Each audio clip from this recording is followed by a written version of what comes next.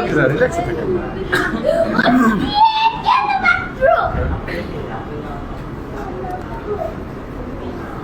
Ready? সালামু আলাইকুম রহমতুল্লাহ। আমরা বিভিন্ন সোশ্যাল মিডিয়া অথবা আমরা নিউজ ফিডে, নিউজ সেশনে আমরা দেখি বিশ্বের বিভিন্ন প্রান্তে, মুসলিম বিশ্বে, বিশেষ করে মুসলিম বিশ্বে একাধিক বিয়ে, তার মানে হচ্ছে মাসনা সুলাসা রুবা। এই বিয়ের প্রচলনটা আমরা খুব বেশি মুসলিম বিশ্বে দেখি, কিন্তু এটা বাংলাদেশে আমরা খুবই কম দেখেছি।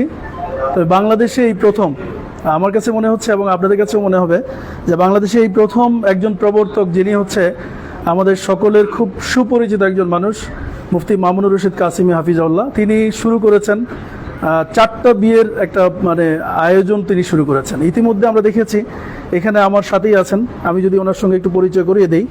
মামুনুর রশিদ কাসিমি ভাই, তিনি অলরেডি 3টা বিয়ে করেছেন ইতিমধ্যে, এবং তিনি যার পাশে দাঁড়িয়ে আছেন, আমরা ওনাকে একটু পরিচয় করিয়ে দিই। ইমামউদ্দিন ভাই, ইনি হচ্ছে মামুনুর রশিদ কাসিমি ভাইয়ের শ্বশুর। তিনি অলরেডি ইতিমধ্যে 4টা বিয়ে কমপ্লিট করেছেন। তো এই বিষয় নিয়ে আমি কথা বলবো আজকে। যেই সংগঠন থেকে আমি কথা বলছি সেটি হলো আইডিয়াল ম্যারেজ ব্যুরো, আইএমবি। মূলত আইএমবির চেয়ারম্যান আমাদের মামুনুর রশিদ কাসিমি ভাই, আর এমডি হচ্ছে আমাদের ইমামউদ্দিন ভাই। সো আমরা দুইজনের সঙ্গে কথা বলবো যে এই কিভাবে তিনি এটা সম্ভব করলেন, বা বাংলাদেশে বর্তমান এই বিশ্বের মধ্যে বাংলাদেশ তো একদম ছোট্ট একটা রাষ্ট্র, সেই রাষ্ট্রে বসে তিনি এই কাজগুলো কীভাবে করছেন এবং এটা নিয়ে স্বপ্ন পরিকল্পনা কি করছেন, এই বিষয় নিয়ে আমি সরাসরি মামুন ভাইকে চলে যাবো। আসসালামু আলাইকুম রহমতুল্লাহ। আসলে মহতারাম, আমার যে উদ্দেশ্য ছিল, আসলে এই উদ্দেশ্য অনেক লম্বা, অনেক আলোচনা করেছি আমি। তা আসলে মানুষকে একটা যদি আমি প্র্যাকটিক্যাল কিছু না দেখাতে পারি যে আসলে আমি কি চাচ্ছি, তো তাহলে তো মানুষ বুঝবে না। এই জন্য মূলত আজকের এই আয়োজনটা করা। তো দেখেন, আজকে আমাদের হাফিজ ইমামউদ্দিন সাহেব, উনি আমার চাহাদুল্লাহ ভাই ছিলেন, উনি আমাদের আদর্শকে বুঝছেন। আলহামদুলিল্লাহ, উনি কত বড় মহৎ কাজ করেছেন যে ওনার প্রথম স্ত্রী 3জন সন্তান, এরপরে উনি দ্বিতীয় যাকে বিবাহ করেছেন উনি বিধবা ছিলেন, ওনার 3টা সন্তান আছে, 3টা সন্তানকে দায়িত্ব নিয়ে উনি দ্বিতীয় বিবাহ করেছেন। এরপরে উনি তৃতীয় যে বিবাহটি করেছেন, 2বার ডিভোর্স প্রাপ্ত ছিল, একটা অসহায় নারী, তাকে উনি সম্মানের সাথে বিবাহ করেছেন। এবং আলহামদুলিল্লাহ মেজোজন ওনার মাসনা এবং সুলাসা, এটা ওনার একই বাসায় থাকেন আলহামদুলিল্লাহ। এরপরে 4র্থ নম্বর বিবাহ, উনি একজন অসহায় নারী, ডিভোর্সি, তার 2টা সন্তান আছে, তার মধ্যে এটা হলো একটা সন্তান। ঠিক আছে, কি নাম? তাওহিদুল ইসলাম। কি পড়াশোনা করে? কয় পড়া হয়েছে? নিয়ে আসে 9 পারা। তাওহিদুল ইসলামের 9 পারা। এখন এই যে উনি দেশের কত বড় দায়িত্ব পালন করছেন আলহামদুলিল্লাহ। ওনার আর্থিক সচ্ছলতা যতটুকু আছে, কিন্তু দায়িত্ব যে নেওয়া, একজন মানুষ নিজের সন্তানকে এখন পালতে পারে না, নিজের সন্তানের খরচটা ভালো করে দিতে চায় না, এর কারণে কিন্তু সন্তান বেশি নেয় না। আলহামদুলিল্লাহ, উনি আমাদের এর আগে দেখলাম পাকিস্তানে, আফগানিস্তানে অনেকগুলো স্ত্রী তার হয়, অনেকগুলো দায়িত্ব নেয়। এই সাহাবীদের এই জিন্দেগিগুলো আমরা অন্য দেশে দেখেছি, কিন্তু মানুষের কথা বলতে যে বাংলাদেশে কোনোভাবেই সম্ভব না। কিন্তু আমি গবেষণা করে দেখেছি, বাংলাদেশে যে পরিমাণ নারীরা অবহেলিত আর নির্যাতিত, আর যে পরিমাণ স্বামীহারা আছে, তাদের কাছে যদি আমরা ইসলামের এই সৌন্দর্য যদি উপস্থাপনা করতে পারি, এবং যে সমস্ত পুরুষরা, লাখ লাখ পুরুষ আছে যারা অন্যায়ভাবে এই সমাজের 80% মানুষ, 80% পুরুষ বিবাহিত থাকার পরও, বউ থাকার পরও অন্যায় জায়গায় টাকা খরচ করে। আমি চিন্তা করলাম, যদি আমরা উভয় পক্ষকে বুঝাইতে পারি, তাহলে নবীর একটা সুন্নাহের মাধ্যমে নারীদের হক আদায় হবে এবং পুরুষরাও তাদের শরীরের হেফাজত করবে, আর এইরকম এই 3 সন্তানগুলো হেফাজত হয়ে যাবে। তো আলহামদুলিল্লাহ আমি সক্ষম হয়েছি। তো আজকে বিশেষ করে আপনার সাথে বেশি কথা বলবেন, ঠিক আছে? উনি আসলে তো এটা আমাদের আচ্ছা, মাশাআল্লাহ, অনেক সুন্দর আমরা ইনফরমেশন পেয়েছি। আমরা এই মুহূর্তে একটা প্রশ্ন করতে চাই, সেটি হলো, প্রিয় দর্শক, এই মুহূর্তে আমাদেরকে দেখতে পাচ্ছেন, এখানে মানে প্রায় 4 জন নারী, আর এই পাশে হচ্ছে 3 জন, মাঝখানে আছে 2 জন। তাদের পরিচয়টা আমরা জেনে নেব, কার কতজন স্ত্রী এবং বিস্তারিত বিষয়গুলো আমরা জানবো। তার আগে মামুন ভাইয়ের কাছে যে প্রশ্নটা, সেটি হলো যে আপনি তো এই আইএমবির কাজগুলো শুরু করেছেন কত সাল থেকে? আইএমবির মূলত অফিসিয়াল কাজ শুরু করেছি আমি গত জানুয়ারি থেকে। আচ্ছা, গত জানুয়ারি থেকে, এবং আমাদের 17 তারিখে প্রোগ্রাম হয়েছিল, আপনারা দেখেছেন। মানে আপনি ইন্সপিরেশন হয়েছেন কোত্থেকে? এই বহু বিবাহ, আসলে বহু বিবাহ আমি যখন জালালাইন পড়াই, তো জালালাইন তো আমি আমাদের সাথে ছাত্রদেরকে পড়িয়েছি। তো যখন একাধিক বিবাহ নিয়ে যখন ওই আয়াতটা পড়াই, ফানকিহু মা তাবা লাকুম মিনান নিসাই মাসনা, এই আয়াতটা যখন পড়াই, তো 1 সপ্তাহ আমি তাকরীর করি। তো ছাত্ররা বললো, হুজুর এত ভালো কাজ, তাহলে কাজটা করবে কে? যে পড়ায় নাকি যারা পড়ে? আমি বললাম যে পড়াই, তাহলে আপনি কেন করবেন না? অবশ্য অলরেডি ওই সময় কিন্তু আমার বিয়ের মাত্র 1 বছর হয়েছে। তো আমি তখন এই প্রশ্নের থেকে আমি আর বের হতে পারিনি, যে আসলে এটা আমার দায়িত্ব। এবং সেই সময় থেকে আমি ইস্তেখারা করছি, আমার কাছে মনে হয়েছে যে একজন আলেমের এই জায়গাটা কাজ করা দরকার। তো জানি যে বাংলাদেশে হয়তো বা তেমন কোনো ভাই এইরকমভাবে কাজ করার এর আগে সুযোগ হয়তো পাননি। তো তারপর থেকে আমি নিয়াত করেছিলাম। এরপরে আমার শায়েখ মুফতি নুরুল আমিন সাহেব হুজুর, খুলনা পীর সাহেবের সবাই চিনে, ওনাকে আমি বলি যে হুজুর আমি এই ব্যাপারে কাজ করতে চাই। হুজুর বলে, দেখো আমি তো মুরব্বী হয়ে গেছি, 72 বছর বয়স হয়ে গেছে, বিয়ে শাদী তো আমি করতে পারবো না, বাকি তোমার এই কাজকে সাপোর্ট করি, তুমি করে যাও, ইনশাল্লাহ আমার দোয়া তোমার সাথে থাকবে। তারপর থেকে শুরু হওয়া। জাযাকুমুল্লাহ। এই কাজ করতে গিয়ে আপনি বাধার সম্মুখীন হয়েছেন কেমন? আমার মনে হয় যে এই বিষয়গুলো নিয়ে যদি ওনার সাথে লাস্টের দিকে আমরা মানে কথা বলি। আপনার কাছে আমি প্রশ্ন আচ্ছা, করব। বাধার সম্মুখীন আসলে বিষয়টা হলো যে ইসলামের দিনই যে কোনো কাজ, যদি যারা সমাজ সংস্কারমূলক যে কাজগুলো, এগুলো করতে গেলে অনেক বাধা হবে। আসলে আমার বাধার শেষ নাই, পারিবারিক বাধা, তারপর সামাজিক বাধা। আলহামদুলিল্লাহ আমাকে এই সমস্ত ক্ষেত্রে রাষ্ট্রীয় কোনো সময় কোনো বাধাগ্রস্ত কেউ করেনি, কারণ আমাদের এই কাজটা সামাজিক কাজ। আমি সমাজ পরিবর্তন করতে চাই, রাষ্ট্র নিয়ে যারা পরিবর্তনের কাজ করে তাদের কাজ ভিন্ন।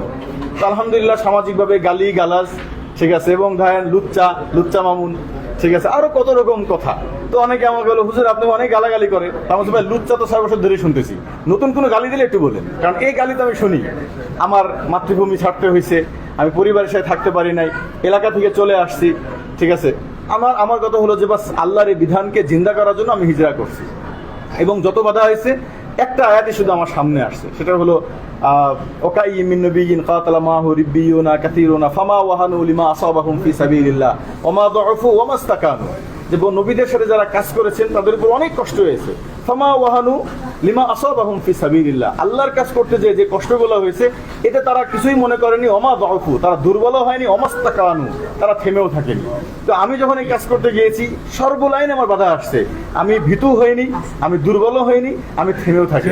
ইনশাআল্লাহ আমি সবাইকে বলি, আমার এই দুধ ঠুট যতদিন নড়বে ততদিন মাসনা সুলাসা রুবা এই শব্দ উচ্চারণ হবে ইনশাআল্লাহ। যদি কোনোদিন কেউ ঠুট বেঁধে যেতে পারে, সেদিন হয়তো এই আওয়াজ আর হয়তো বের হবে ইনশাআল্লাহ। জাযাকুমুল্লাহ। আমরা মনে হয় যে খুব সুন্দর কিছু কথা শুনেছি এবং বাধার সম্মুখীন হয়েছেন অনেক, কিন্তু থেমে যাননি তিনি, আর থামবেনও না। যেভাবে কথা বলছেন লাউডলি, আমার মনে হচ্ছে থেমে থাকবেন না, আর কেউ থামাতে চাইলেও তিনি থামবেন না।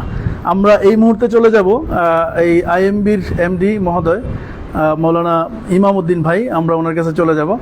উনি মূলত, আমরা একটা জিনিস নিতে চাই, সেটি হলো যে আইএমবি নিয়ে আপনার স্বপ্ন এবং পরিকল্পনা আর এই মুহূর্তে বাস্তবায়ন কি, বিস্তারিত শুনুন। আলহামদুলিল্লাহ, আমার প্রথম স্বপ্ন, আমি যখন মুফতি সাহেবের সাথে, উনি আমার সম্পর্কে প্রথমে আমার শালা হয়, আমি ওনার দুলাভাই। তো উনি যখন মাদ্রাসা কার্যক্রম চালু করে কুষ্টিয়াতে, তো কিছুদিন 1-2 বছর যাওয়ার পরে আমি বুঝতে পারি যে বাংলাদেশের ভিতরে এক ব্যতিক্রম চিন্তা চেতনার একজন মানুষ আমার চোখে প্রথম পড়ে, যার সকল চিন্তাভাবনা একটু ব্যতিক্রম, অন্য সকলের থেকেই ব্যতিক্রম। তা আমি ঢাকায় থাকি। তা আমার ছেলেকে আমি গ্রামে পড়াইতে যাই প্রথম। তা আমাকে, আপনার ছেলেকে? আমার ছেলে এই যে সালিম সারাফত। সালিম সারাফত কি পড়াশোনা করছে? এবার মিশকাত পড়তেছে। তো যাই হোক, পরে আমি ওকে গ্রামে পড়াইতে নিয়ে যাই। তো আমাকে সকলে প্রশ্ন করে, আপনি থাকেন ঢাকায়, মানুষ দেখে গ্রাম থেকে শহরে পড়াইতে আসে, আপনি শহরের মানুষ গ্রামে কেন গেলেন? তো তখন আমি বললাম সকলকে যে আসলে আমি আসলে কিসের সন্ধানে আছি, আমি যে কি পাইছি, এটা আমি আপনাদেরকে এই মুহূর্তে বুঝাইতে পারবো না। তো তখন থেকে আমি ওনার সোহবতে আছি, ওনার সাথে থাকি, ওনার সকল চিন্তা চেতনা আদর্শ আমি নিজের ভিতরে লালন করি। আর তখন থেকে আমি চিন্তা করি যে আমি নিজের ভিতরে এটা বাস্তবায়ন করব। তো তখন থেকে উনি আমার সাথে পরামর্শ করলেন কি বাস্তবায়ন করবেন? ওনার যে শরীয়ত বাস্তবায়ন করা, অর্থাৎ ওনার প্রথম আদর্শ হলো যে যেটা শরীয়ত এটা আমার আদর্শ। শরীয়তটা কি? শরীয়ত ব্যাপকভাবে সমস্ত কিছু, শরীয়তের যে কোনো বিষয় আমার সামনে আসবে, শরীয়তে যেটা ফরজকে ফরজ বলবো, সুন্নতকে সুন্নত, ওয়াজিবকে ওয়াজিব, যেটা হালাল এটাকে হালাল বলবো, যেটা জায়েজ এটাকে জায়েজ বলবো আমরা। তো তো এই ক্ষেত্রে হ্যাঁ বলি আমি। তো এই ক্ষেত্রে যখন একাধিক বিবাহের বিষয়টা আসে, ওনার সাথে আলাপ আলোচনা হয়। তো বাংলাদেশের প্রেক্ষাপটে উনি যখন একাধিক বিবাহের বিষয়টা আলোচনা করে, প্রথমে আমিও ওনাকে বাধা দিই। আমি বলি যে না, এটা করা যাবে না, এটা লজ্জাস্কর বিষয়, মানুষ অপছন্দ করবে, ঘৃণা করবে, এটা করা যাবে না। তো একটা পর্যায়ে আমি বললাম যে ঠিক আছে, তাহলে আমাকে এটা শরীয়ত দিয়ে একটু বুঝাই দিন, শরীয়তে এটার গুরুত্ব কতটুকু। তো উনি বাংলাদেশের প্রেক্ষাপটে একটা তথ্য দিলেন যে আমাদের দেশে জন্মগতভাবেই প্রায় 32 লক্ষ নারী বেশি পুরুষের তুলনায়। তো যদি আমাদের এক বিবাহ প্রথা চালু থাকে তাহলে 32 লক্ষ নারী কখনোই স্বামী পাবে না। তো এর ভিতরে বিধবা, ডিভোর্সি এবং দরিদ্র, অসহায় এরকম আরও 50 লক্ষ নারী আছে। তো যদি পুরুষরা একাধিক বিবাহ প্রথা চালু না করে তাহলে আমাদের এই সমস্ত নারীরা কখনোই তারা স্বামীর সংসার পাবে না, অসহায় হয়ে থাকবে। তো যার ফলে আমাদের দেশে জিনা, ব্যভিচার এটা বেড়ে যাবে। প্রতিনিয়ত আমাদের দেশে রাষ্ট্রীয়ভাবে সরকার পতিতাদের জন্য লাইসেন্সের ব্যবস্থা করছেন, অথচ তার বিপরীতেই যে একাধিক বিবাহ করতে চাইলে বড় স্ত্রীর অনুমতি নেওয়া বাধ্যতামূলক করছেন। সেম জায়গায় কিন্তু যে জিনা করতে গেলে তার আর কোনো বাধ্যবাধকতা নাই। তো তখন থেকে আমি মূলত ওনার সাথে কাজ করি। তো আমি আল্লাহর রহমতে যে আমার 4 জন স্ত্রী, আমার প্রথম স্ত্রী ওনার সাথে আমার একটা দীর্ঘ সময়। জি, একটা বিষয় আমি নিশ্চিত করতে চাই, আমি ওয়াহেদা, মাসনা, সুলাসা, রুবা, জি, 4 জনের যদি আমি দেখাতে চাই তাহলে সেই ক্ষেত্রে আমার আহলিয়ারা যেহেতু এখানে ওনাদের পর্দার একটা বিষয় আছে, ওনাদের জবানের আওয়াজও যেন কেউ না শুনে, আমরা একেবারে পূর্ণ খাস পর্দা যেটা আছে শরীয়তের সমস্ত কিছুকে আমরা বাস্তবায়ন করি। প্রিয় দর্শক, এখানে একটা একটা ভুল বোঝাবুঝি আছে, সেটা হলো যে ওলামায়ে কেরামের স্ত্রীরা কথা বলবেন না এবং তারা হচ্ছে বেপরদা চলবেন না।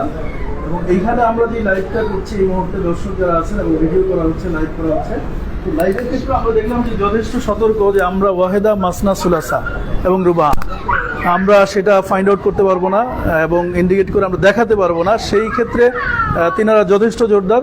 সুতরাং আমার মনে হয় যে আপনাদের এই ভুল বোঝাবুঝির থেকে বেরিয়ে আসবেন এবং আজকে শুধুমাত্র বাংলাদেশে বহু বিবাহ, 4টা বিয়ে, কোরআনে বর্ণিত 4টা বিয়ের ব্যাপারে ফয়সালা আসছে।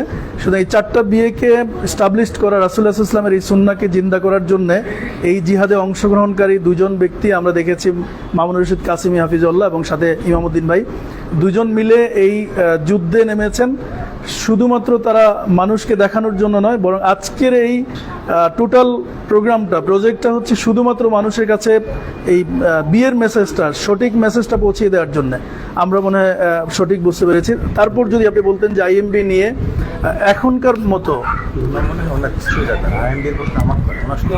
আচ্ছা তাইলে আপনার হচ্ছে আইএমবি তো আমি জানবো, আপনার হিস্ট্রিটা আপনি বলবেন একদম সংক্ষিপ্তভাবে বলবেন। আমার হিস্ট্রি তো কোন হিস্ট্রিটা আমি আসলে বলবো? 4 স্ত্রী হিস্ট্রি। হ্যাঁ, 4 স্ত্রী। আমার ওই যে প্রথম আহলিয়া ছিলেন, আর আমি গত রমজান মাসে আমি প্রথম মাসনা করি। মাসনা আমার আহলিয়া, উনি একজন বিধবা নারী, 8 বছর যাবত উনি স্বামী ছাড়া ছিলেন।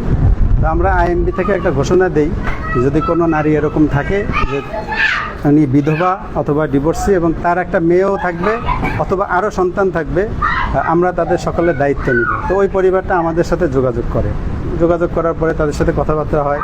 প্রথম আমি মাকে বিবাহ করি, তার 1-1.5 মাস পরে আমার যে মাসনার যে মেয়েটা, তারও বিবাহের বয়স হয় প্রায় 16-17। তখন আমি 1 মাস পরে তাকেও বিবাহ দিয়ে দিই। আমার এই যে মুফতি সাহেবের সাথে ওনার সুলাসা হিসেবে 3 নম্বর স্ত্রী হিসেবে বিবাহ দেয়। মাশাআল্লাহ, ওনারা অনেক ভালো আছে, খুশি। এরপরে আবার আমার এখানে একটা প্রশ্ন থেকে যায়, সেটা হলো আপনি যখন মাসনা করলেন, জি, ওয়াহেদা এবং আপনি মাসনার সিদ্ধান্ত নিলেন, নেওয়ার ক্ষেত্রে ওয়াহেদার কি পরিস্থিতি ছিল? প্রথম কথা হলো, বাংলাদেশের প্রেক্ষাপটে আমাদের দেশের যে সমস্ত নারীরা এটাকে শরীয়ত এটাকে মেনে নেয়, তো মেনে নেওয়ার পরেও পার্শ্ববর্তী যে প্রতিবেশী যারা আছে এই সমস্ত নারীরা তাদেরকে বলে যে আপা আপনি কিভাবে মেনে নিলেন, আমি হলে জীবনেও এটা মানতাম না। তো অনেক ক্ষেত্রে হয় কি, আমাদের নারীরা, উনি বলছেন যে যেহেতু এটা শরীয়তের হালাল বিধান, তো এই ব্যাপারে আমার কোনো আপত্তি নেই। বাকি একাধিক বিবাহ প্রথা যেহেতু আমাদের দেশে প্রচলিত নাই, এটা তার জন্য একটু কষ্টের বিষয়।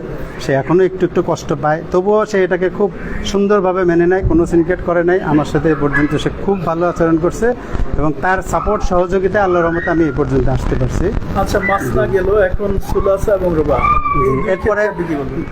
এরপরে আমার বেশি দিন না, প্রায় বোধহয় 4-5 দিনের মাথায় আমি আবার আরেকটা বিবাহ করি। আমার যে সুলাসা যিনি, উনি 2বার ডিভোর্সি একজন নারী, আমাদের আইএমবিতে যোগাযোগ করে। তো আমি তাকে প্রস্তাব দিই, যেহেতু আমার 4টা বিবাহ করার নিয়ত ছিল, সেই ক্ষেত্রে আমি প্রস্তাব দিই। তো ওনারা আমার প্রস্তাবকে অ্যাকসেপ্ট করে এবং আমার সাথে খুব শর্ট টাইমের ভিতরেই বিবাহ হয়।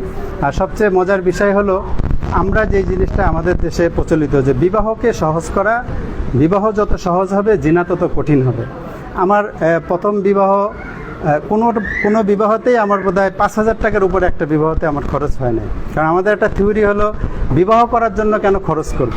আমি আজকে কথা বলছি, বিবাহ করছি, আজকের থেকে খরচ দেওয়া শুরু করব। তা আমাদের দেশে হয় একটা বিবাহের জন্য যখন বাজেট করে যে 2 লাখ 3 লাখ 5 লাখ টাকা বাজেট করে, এই টাকাটা জোগাড় করতে না পারার কারণে মানুষ বিবাহেতে নিরুৎসাহিত হয়। তো এই জন্য আমাদের থিওরি হলো বিবাহ, আমি আমার যে চতুর্থ নম্বর বিবাহ করছি মাত্র 30 টাকা খরচ। অর্থাৎ বিবাহ, উনি আসছেন, কথাবার্তা হয়েছে, বিবাহ হয়ে গেছে, আমি একটা বিরাস কিনে দিয়েছি মাত্র। এছাড়া আমার আর কোনো খরচ হয় নাই।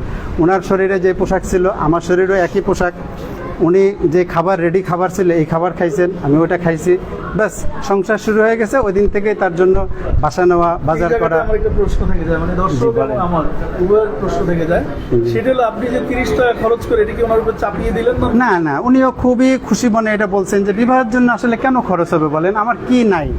আজকে যদি আমাকে উনি বলতো যে আমার জন্য এখন 2 লক্ষ টাকার বাজার করতে হবে, গহনা দিতে হবে, আমার শাড়ি গহনা যা যা অনেক বড় একটা বাজেট দিত, আমি বলতাম যে সরি, তাহলে আমার দ্বারা সম্ভব না। তো উনি বলছে আমার তো সবই আছে, আপনারও সবই আছে, আসেন আমরা মিলে বিবাহ করি, সংসার করা শুরু করি। এরপরে প্রতিদিন যা লাগবে আমি ওনাকে সারা জীবনের দায়িত্ব নিছি। বলেন একটা নারীকে যদি আমি দায়িত্ব নেই, তাহলে এক মাসে মিনিমাম ঢাকা শহরে একটা যদি বাসাবাড়ি রাখতে যায় 20 থেকে 25,000 টাকা তার পিছনে খরচ হবে। তাহলে এক বছরে হিসাব করেন 2.5 থেকে 3 লক্ষ টাকা তার পিছনে আমি খরচ করব। যদি আমি তার জন্য 20 বছর আমি যদি তার সাথে সংসার করি বা 50 বছর করি, তাহলে কি পরিমাণ অর্থ আমি তার পিছনে ব্যয় করব। আমাকে যদি প্রথম দিনই কেউ চাপায়া দেয় যে আপনার এই মুহূর্তে 5 লক্ষ টাকা খরচ করতে হবে, তাহলে হয়তো আমার জীবনেও এই কাজটা করা সম্ভব হতো না। ঠিক আছে, আর উনিও ধরেন ঘর পেত না। এই জন্য আমরা বলি এই যে আমরা কিন্তু বেশ চমৎকার কিছু আইডিয়া এবং মানে কথা শুনলাম। বিবাহ করতে গেলে টাকা লাগবে না, এটাই সত্য কথা। জি। এবং রাসূলুল্লাহ সাল্লাল্লাহু আলাইহি ওয়াসাল্লামের প্রতিটি বিয়েতে খরচ খুব বেশি হয়েছে সেটা না, আমরা যেটা জানি। যাই হোক, আমরা এই মুহূর্তে আপনার থেকে যে মেসেজটা চাই সেটা হলো যে আজকে যারা আমাদের দর্শক, আমাদের আজকে পেজে যারা দর্শক আছেন, নারীর যারা দর্শক আছেন, তাদের উদ্দেশ্যে আপনার একদম সংক্ষিপ্ত একটা মেসেজ।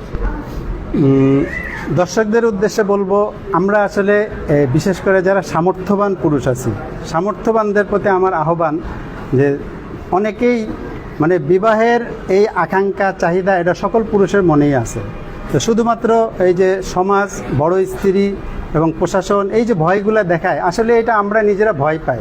বাস্তবে যখন কেউ করে ফেলে তখন আর তার কোনো সমস্যা হয় না। বলেন কার খেয়া কাজ আছে আমার পিছনে লেগে থাকবে, এটা আমার ভিতরে একটা অযথা আতঙ্ক দিয়ে রাখছে সমাজ, রাষ্ট্র, তাগুত আমাদেরকে ভয় দেখায়, এটা করবে সেটা করবে, আসলে কেউই কিছু করে না।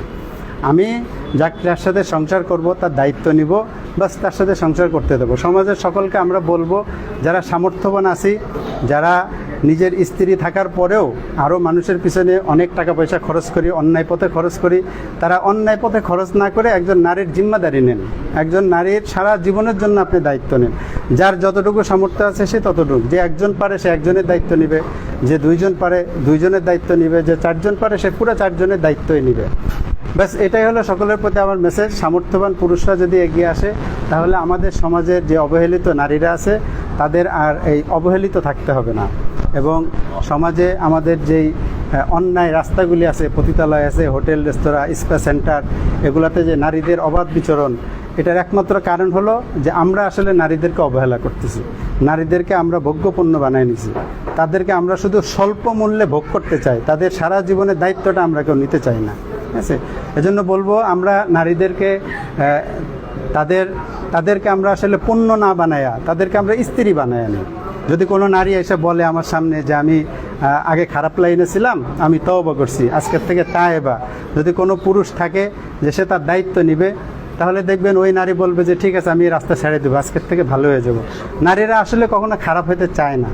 আমাদের এই পুরুষ শাসিত সমাজ নারীদেরকে আমরা খারাপ বানাই, পতিতা বানাই। জন্য সকল পুরুষের কাছে আমার দাবি, যারা মোটামুটি সামর্থ্যবান আছি তারা যেন জেনার পথে না যায়, তারা যেন বিবাহ করে সংসার করে, সকল নারীদের দায়িত্ব নেয়।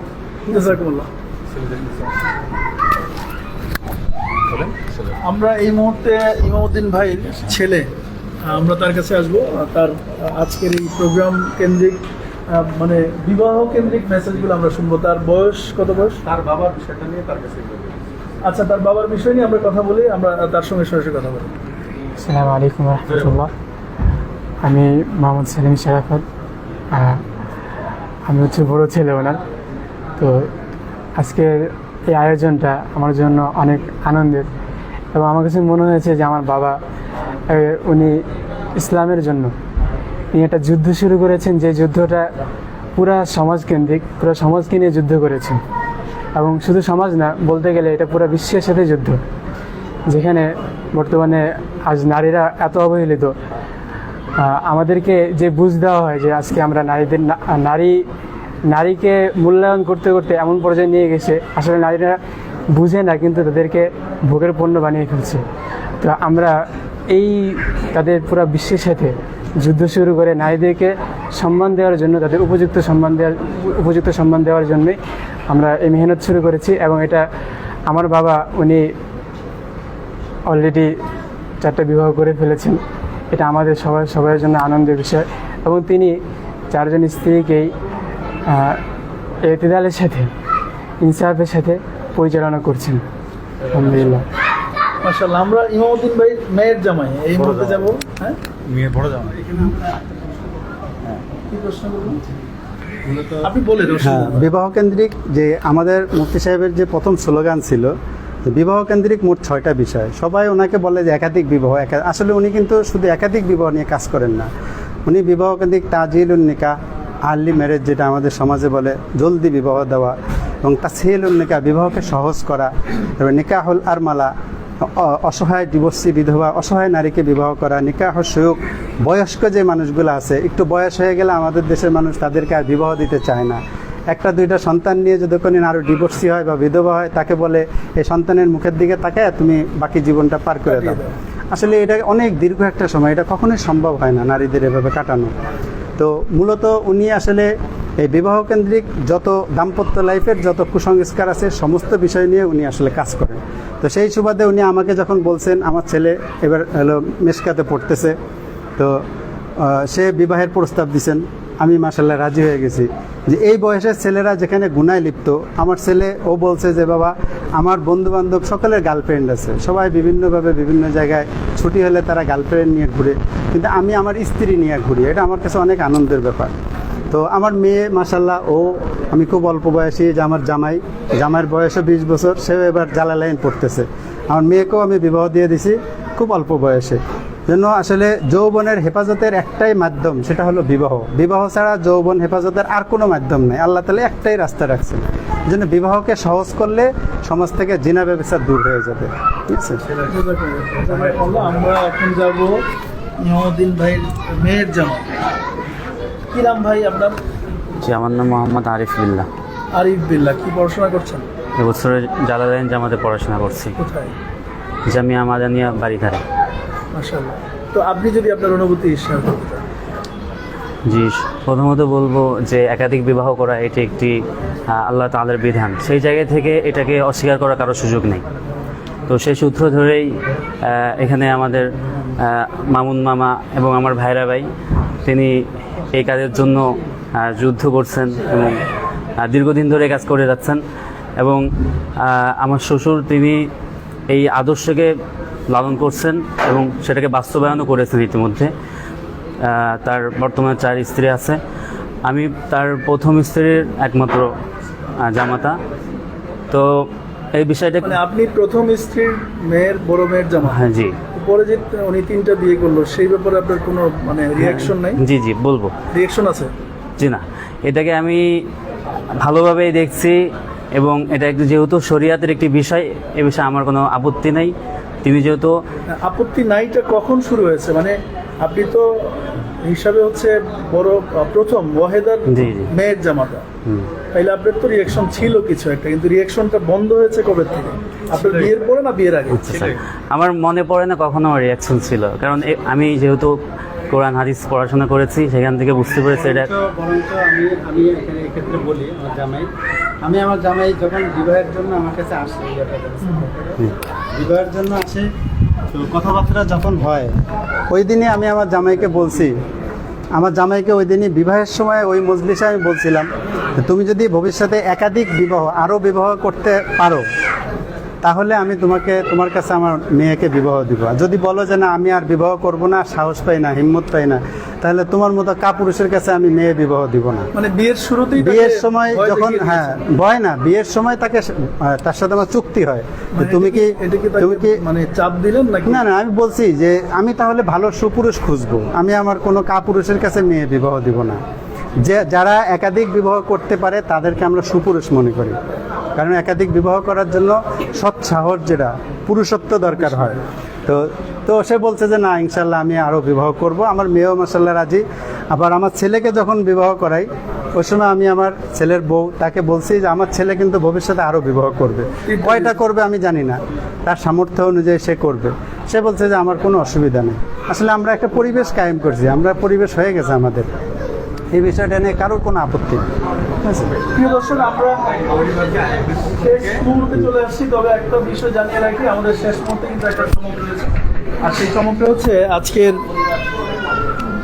শেষ মুহূর্তে একটা চমক রয়েছে। সেই চমকটা হচ্ছে আজকের এই অনুষ্ঠানের সম্মানিত অতিথি হিসেবে আসছেন বাংলাদেশের অনবদ্য একজন মুফাসসিরে কোরআন এবং যিনি সুলাসার মালিক, আমাদের শায়েখ হযরত মাওলানা আবু ইয়াহিয়া মোহাম্মদ জাকারিয়া হাফিজাল্লাহ, তিনি আছেন। আমরা